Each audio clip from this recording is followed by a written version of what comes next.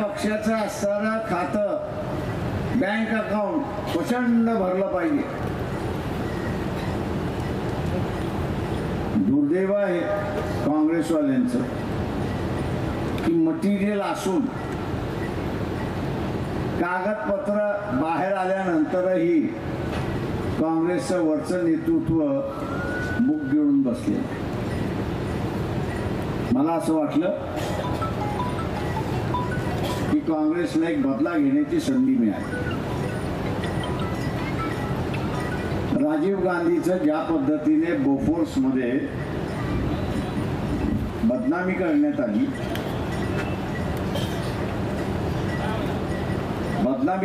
आली, की बोफोर्समध्ये पैसे घातले, सिद्ध तर झाले नाही पण संशय निर्माण करण्यात आला. आता इथे तर पुरावे आले,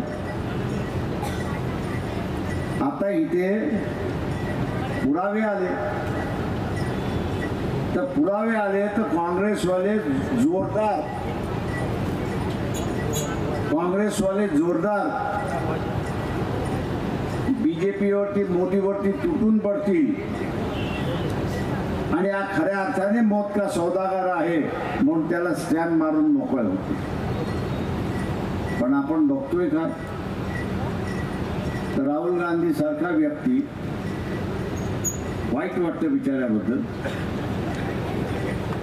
आणि वाईट ह्याच्यासाठी वाटतं की बुद्धिमान असून त्याला असिस्टंट लागतो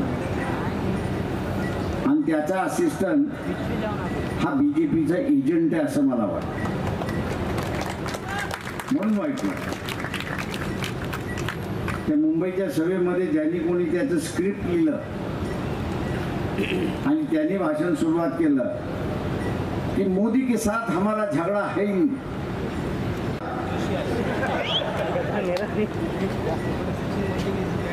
याचा स्पीच रायटर जो आहे यांनी याचा खतमा करून टाकला. 4000 किलोमीटर चालत आला बिचारा, अख्खा माहोल तयार केला. त्या एका वाक्याने पाणी फिरलं अशी असणारी परिस्थिती. आणि इथे मोदी बरोबर असतो झगडा आहे तुझा. तुझ्या बापाला बदनाम करणारा मोदीच तर आहे.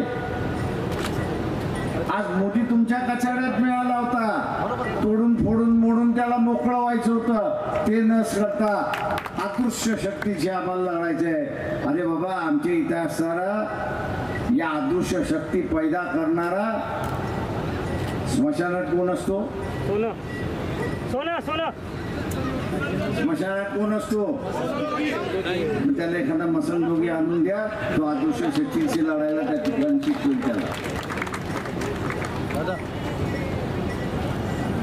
मसनजोगी रात्रीचा अख्खा मसन उठवतो आणि तो म्हणतो, हा बघ तुझा बाप, हा बघ तुझी आई, हा बघ तुझा काका, हा बघ मगवा. आता त्यांच्याशी थोडं लढायचं, तुम्हाला मोदीशी लढायचं.